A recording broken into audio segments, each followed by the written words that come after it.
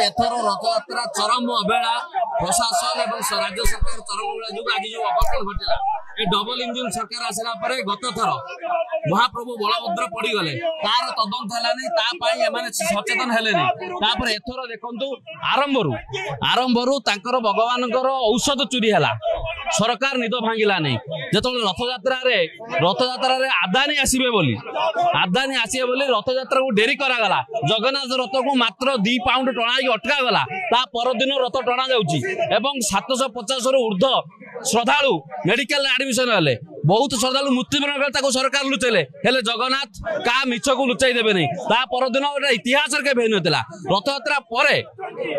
दला चकुटारे 3 जन मले 50 रु अधिक आहत हेले एवं ये सब थरे दायी राज्य सरकार कहीं 15,000 रु अधिक कड़न पास देले जहाँ आज सब अघटन होती तेणु आपण मैंने देखु आमर दाबी ए आईन मंत्री एवं प्रशासन जे मुख्य अरविंद पाढ़ी एवं मुख्यमंत्री अरविंद पाढ़ी को तुरंत गिरफ हवा दरकार आईन मंत्री एवं मुख्यमंत्री इस्तीफा देवा दरकार ना आगामी दिन में आहरी भयंकर परिसृष्टि हम ये जो संस्था दायित्व नहीं आईजी ड्रोन बोले गोटे संस्था आज 275 कैमेरा लगाता मात्र 60 कैमेरा लगेले सरकार नियम अच्छी से अलार्म देवे जो भिड़ हम अलार्म बाजी कि ना से प्रश्न आम पचारू तेणु गोटे सरकार प्रयोजन